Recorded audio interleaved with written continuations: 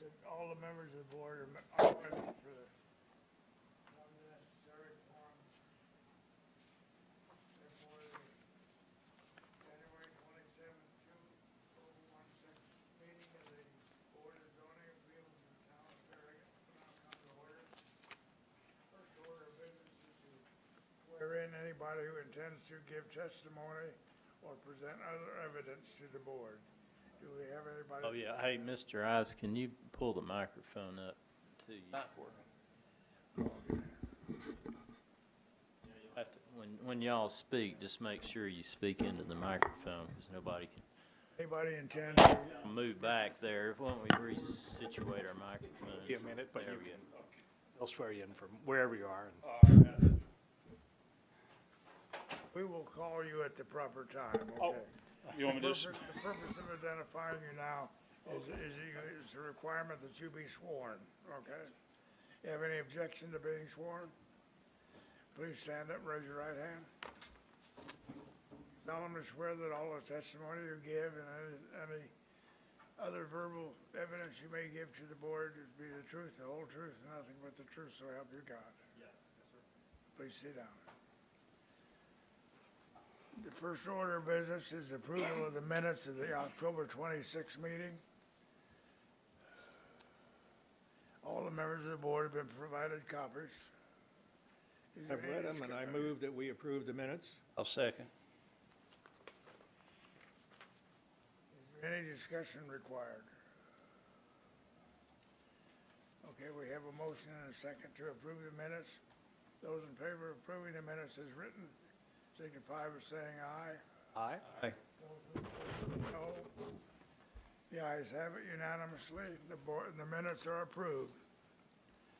The second item on the agenda is a public hearing on a request for a special exemption to expand a non-conforming use in the form of a detached garage on the property located at 12604 Kingston Pike, Zone C1, 1.9 acres, Daniel Freeman, National Roots of applicant. Are you? Okay. Board have anything on this? You want me to give you just an overview of this right up here, just to explain what's going on? This is kind of an unusual request that comes before the board, but we have had some over the years. It's a special exception to actually expand a non-conforming use, and the expansion in this case is in the form of a detached accessory building, a detached garage. This property actually fronts on Kingston Pike. It's the property, if you're going east on Kingston Pike, right before the new traffic signal at Everett Road and Kingston Pike, on the south side of Kingston Pike. You know, it's got a small house that's situated several hundred feet off the road, and that house predates the town, and the property's always been used for residential purposes, but I don't know the history of it, but the property is zoned commercial and has been commercial for many years. So the current owner purchased the property and has been doing some cleanup and trying to, you know, improve the house, you know, make it more habitable. It had kind of gotten run down a little bit, and it's now being used, as I understand it, as a residence for his parents, and he is also using it as a office, a part of it for an office for home occupation for the Natural Roots landscape business. The particular item before you came to the staff's attention when the applicant applied for a building permit for the detached garage, and after looking into that, we realized the property was zoned commercial, and actually in the commercial C1 zoning district, other than in the mixed-use town center, residential uses are not permitted uses. So although the property has always been used for residential purposes and the building form is certainly residential, and it's currently being used predominantly as residential, the request to add an additional residential type structure to the property does require the approval of a special exception, because essentially it's a non-conforming building because it's residential accessory building for a non-conforming use on the property.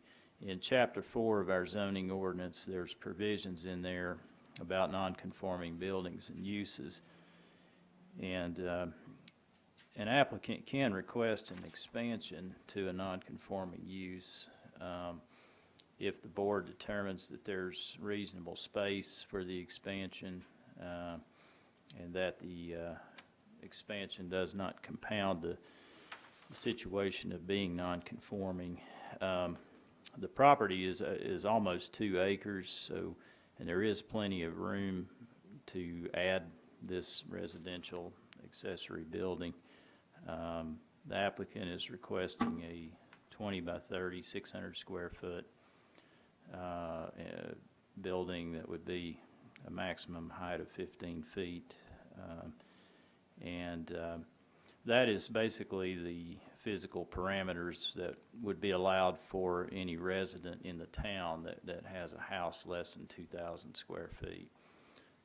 So the staff, when we reviewed this matter, given its history and kind of the uniqueness of the use and the zoning, really to the staff, this property is not conducive to commercial in and of itself. It perhaps could be if it were combined with an adjacent commercial property, but there's no plans to my knowledge of that occurring. We would support the special exception provided that the accessory residential structure did meet the requirements that would be held, that would be in place for any other residential structure, accessory structure in the town, given the size of the home. And then also the staff would recommend that that building be moved about 6 feet to the east, so that instead of being 29 feet, it would be 35 feet from the west side property line. Those properties along that section of the property are zoned residential, and they're part of the Old Stage Hills subdivision.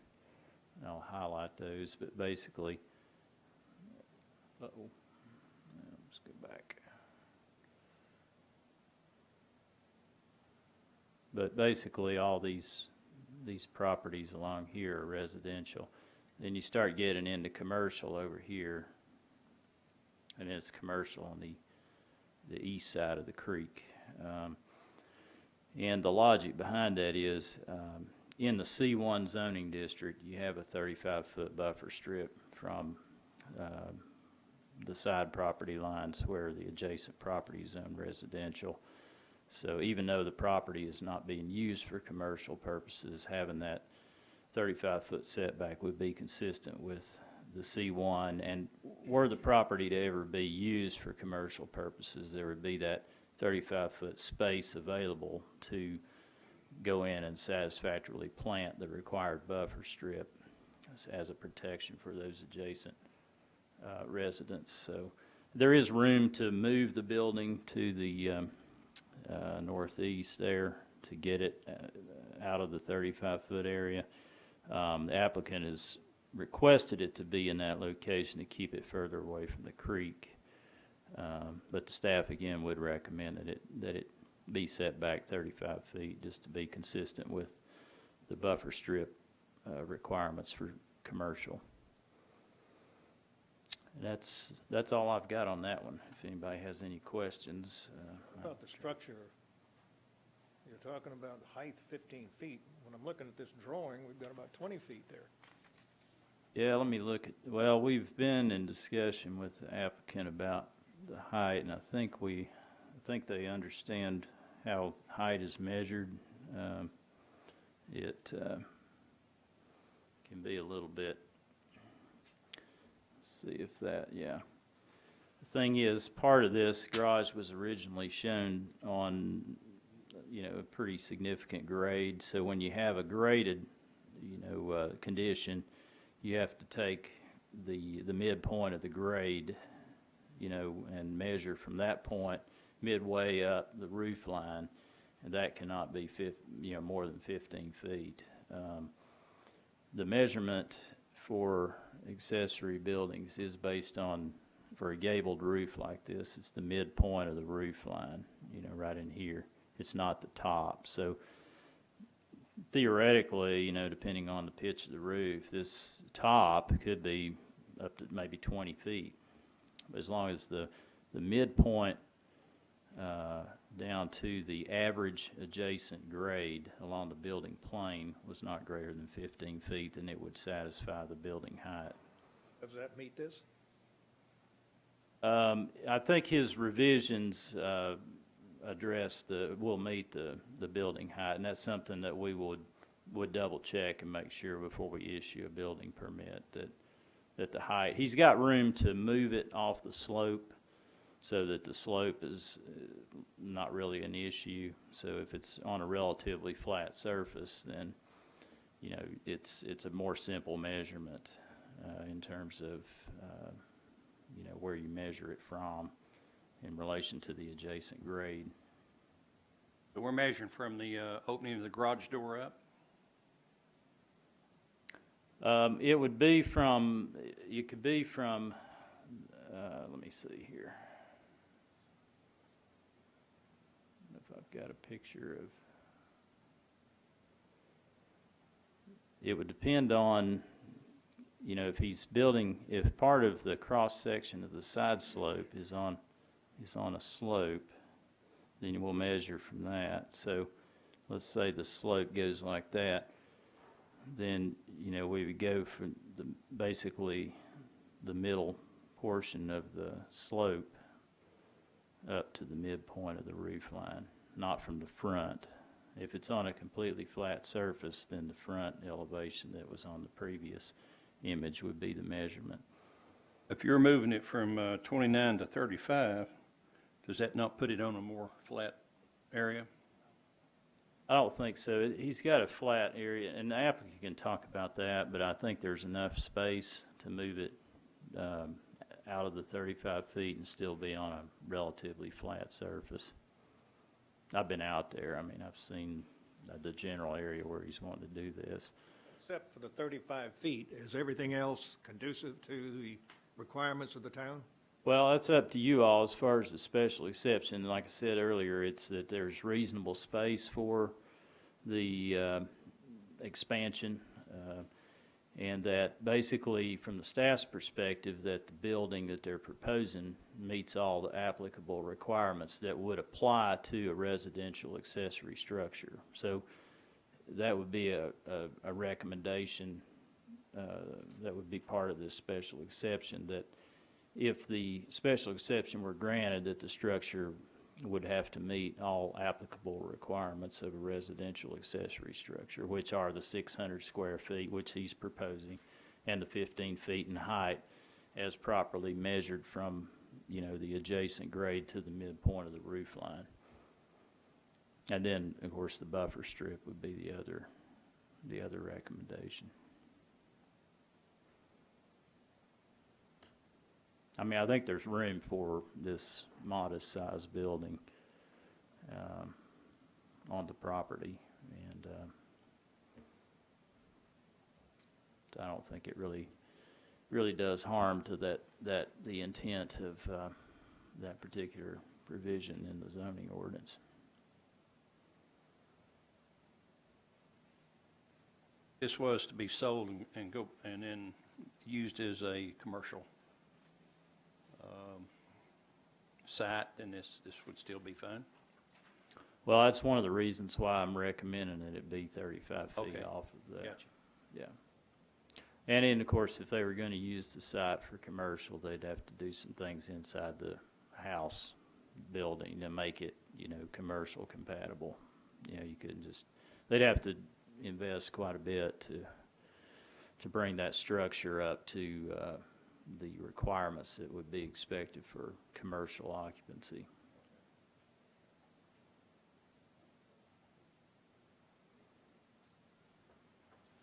I think we need to hear from them if they're going to make these changes.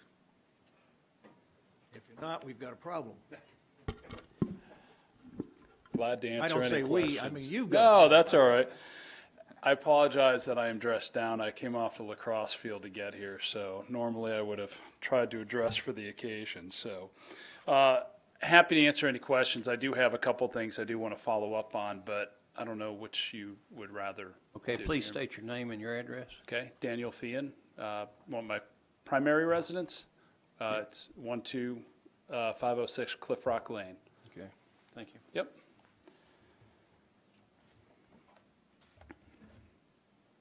Do you want me to ask, or do you want to ask? Well, as I understand it, you were limited to a 15-foot height building. And If you could go to the microphone, Mr. Ives, if you may, don't. from the length of the building, that's where you have to structure your footing on that line. And then you've got 12 foot in the garage itself. And let's just say that you have to add a foot or two there because of that slope. That gives you, say, 14 feet. That leaves you 1 foot for the roof. I don't see how you can possibly get any kind of a roof under those circumstances and that slope. I think that you're also going to have to get a variance to be able to put a decent slope on that roof. So that's a loaded question, I guess. Mark and I guess stepping back, this structure has actually been scaled down quite a bit. It's not what we originally wanted to do out there. We wanted to keep the rustic nature of the cabin, and recognizing that this property has so many unique aspects to it, meaning we've got a residence that's been on that property since 1935, and which does predate the town, switched over to commercial, it's been used primarily for residential. We hear this word non-conforming every time we turn with the town of Farragut. And I understand a little bit better over this process with Mark and his department on really what that means, but there's a lot of ambiguity there too. So what we decided to do was work with Mark and the planning department to conform to whatever the residential standard is. So I think the best way that I can answer this for you is that we're going to build a 20 by 30 structure on this property that I have room to shift onto flatter surface to work with any of the requirements that I have with the town to meet that midline 15-foot height. Okay, Mark knows as my witness, I kind of lose a little bit of, understanding on how that works above that 15-foot line. I'm not looking to build a 30-foot building or anything of that nature. We want it to look very classy, very nice, and we're going to stay within the footprint. I think that's the best I can answer that. When filing for the permit and going through that process, we'll make sure that we clearly render, what we're doing height-wise and fall within the requirements. But I don't know really how to answer your question. I apologize on that foot. I don't think we're not looking for another variance. I think that we've taken a look around town at what other people have done on 20 by 30 structures and what they have done with the roof lines, knocking dormers out and things like that just to dress up the roof line structure. And I think that may be an avenue that we look to pursue once and if we get, the approval. What are you So I don't- thinking about the 35 feet for the buffer zone for the future? You have any So- problem with that? I do. That's my sticking point for me. And it's not like it's a hard-pressed sticking point. It's just an area of concern because this is where the non-conforming question comes in. And those are actually questions I had for you all. And I apologize. I really don't know how this process works, but true to form, I have questions too. That is one of them, is I feel like in some respects, we've got a property that's zoned commercial. Yes, it's being, predominantly used as residential. My folks live in there. But the question I have is if we're going to be held to a commercial standard on where this placement of this building is held, but we're treating the property as though it's residential, how do I move forward with anything we do? Like, I'm trying to figure out which standard are we being held to? So meaning we're building a residential building, accessory building, but I'm being held to a commercial standard on the setback. And that, to me, doesn't necessarily make sense. So the other part that I think contributes to this is that side of the property, the buffer that exists there is enormous. I mean, we've also gone in and planted Thuja arborvitaes, which are green giant arborvitaes. We've revegetated and added to it. It is thick and it is dense. Obviously, that's kind of the same thing, but there's also an elevation there too. So on that side, where he had up there, the west side of that property that butts the residential, that there is at least a 15-foot elevation difference. And then you have trees that are growing 35 feet in height, above that. So I don't necessarily agree with that. And the other part too is what I'm looking to do is keep that property, that building, closer to that. I put the 20 foot in there because I'm happy with 20 feet, but I moved it over because the pressure that we have on that side of the property with the creek and everything, as you can see, it flows through there. I really want to keep that, that building, further away from that side if I can. Not that we anticipate we're not in the floodplain where there's none of those issues, but I would just feel better about, leaving more room on that side than I would on the side that's really fairly unusable. From my way of thinking on that, and just answering your question, this is from my thoughts on it. Yeah. The 35 feet is such that if ever in the future you go back to commercial on that land, then you'll have to comply with the 35 feet. Okay. And that means moving a building.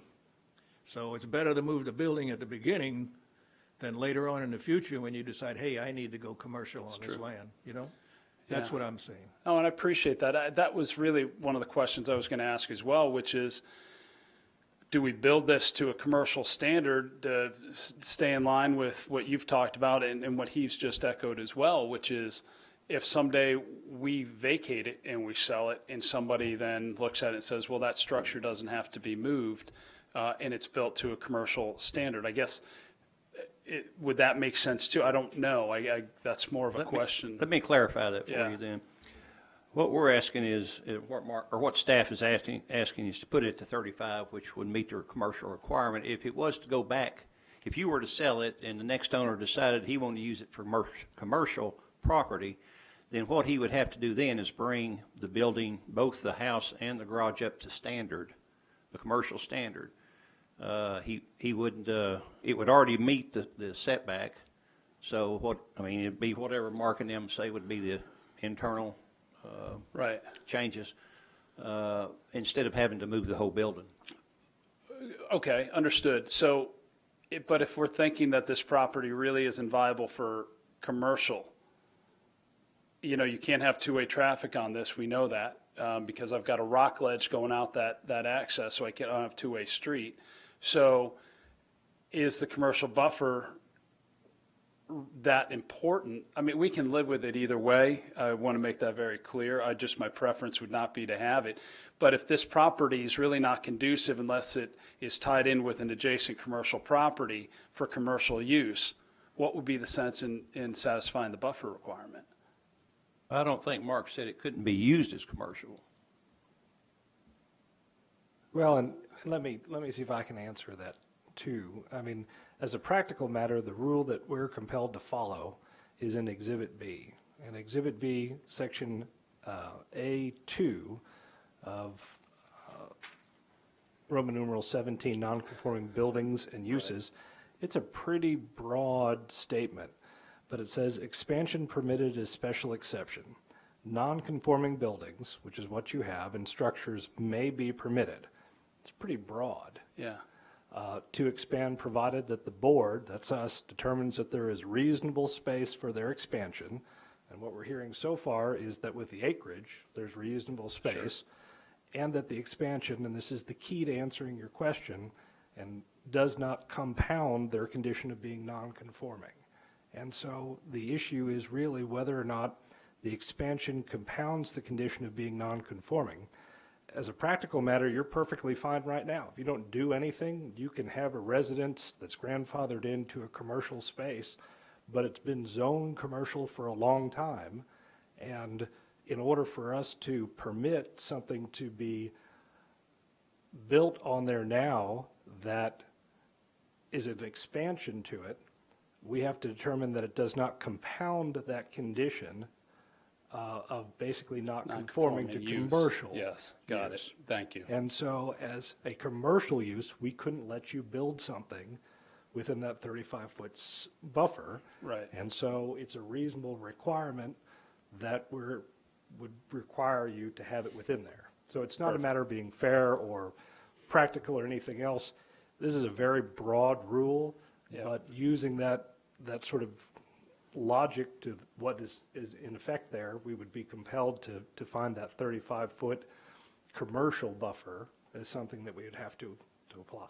Well, you know, it's like I tell the kids I coach, sometimes you hear it 3 or 4 times and finally it's, and that really helped me out tremendously. It really did. And I appreciate you taking the time to go through that. It just, something resonated a little bit better. It was trying to understand that. And it's just been a little bit of crossing paths with some of this stuff that I've read online and, you know, through your archives, just trying to understand this a little better. And sometimes it was as clear as mud. So I appreciate that. That clarified a lot. So I'm to reiterate, I'm fine with the 35. I just want to understand what was the reasoning behind that. Are you okay with all the other stipulations as far as dimensions and so on? Yeah, I think, as I mentioned earlier, we're going to live with the 20 by 30, 600 square foot requirement that meets the residential standard that Mark's outlined, and The height- ideally. The Go ahead. height and so on? Height, yeah, we understand that. So, yes, the answer to your question. Okay. Accurate drawing on. Therefore, if we do approve the variance, it will also have to state that you agree to that 35-foot Sure. and that you agree to stay within the 15-foot height, or come back for another request for another variance. Yep. Yeah, as Can you, Yeah. Yeah, and they'll have to show that revision on their as part of their building permit application. Yeah, the 35-foot, and demonstrate compliance with the height and the square we're footage. okay with that. So we're safe there, right? Yeah. Yeah. Yes. So 15 feet to the middle of the gable, correct? Yeah, that's kind of confusing, but you need to straighten that out with the town. And what we'll do is we'll reiterate on here that based on the town's recommendations and dimensional recommendations for this building, we approve it on that. Okay, and you comply with those. And he'll set the 15 feet, 30 inches, or whatever it is. Yep. Yeah, Okay. perfect. Thank you. All right, we have a motion? Motion to approve, I have a motion to approve the request. Do I have a second? Well, based on the stipulations that the town has recommended to this, okay? applicant, yeah. And for the reasons of that there is space and that the request is not compounding the condition of nonconformity. Is that? Yeah, would that per, be- Maybe add that in there. per number 2, yeah. I would second that. I would second it. Question on what we're trying to approve or disapprove. Okay, we have a motion to approve with a second. Do you have any discussion? All of those in favor of approving this variance? Aye. signify by Aye. saying Aye. Aye. 5 to nothing, it's approved. Thank you. Thank you, gentlemen. Can I ask a question of Mr. Feehan? It's in reference to your property, it's not in reference to this building. Okay. Is there a reason that your staff is parking at Mr. Shagan's property currently? Who is that? I'm aware of the staff parking in the back. I don't know who Mr. Shading is. Your commercial property that adjoins you. The Anytime Fitness property, Any- I think. He's got a business over there. The strip Okay. center is right there beside you. Yeah, I'd have to, I know that the guys swap cars, carpool, all that stuff, so I don't really have an answer for you, but I guess what do you Well, asking? it's just, it's been several weeks they've been parking. There's sometimes up to 6 cars. Okay, It doesn't look good. I mean, if it's okay, if they can just park further down away from the building. I don't even, are they, through here. I will address it, absolutely. The only reason I know is, of course, like you said, I have a business there, and I've been out back, and they've walked across the bridge over there. Yeah. Yeah, I know initially I had reached out to Luis Pavlin about that because we were trying to get gravel set and some other things down because, the mud, coming out I of mean, I that don't know. I don't know if property, they're, so, can they yeah. park on that property? No, or what's that? Your current property? Yeah, Okay. they can, absolutely. So I don't know, I'd have to, Okay. we'll take care No of it. biggie, I just- No, if- I appreciate if it. they- Where are they parking right now? Next to the dumpsters at the very end of the building. Okay, Oh, Horn. I'll have to look. See, I'm there at 7, and I Yeah. don't see where and I'm No sorry problem. If for you that. just I'll check. address it. Yep, thank you. Thank you.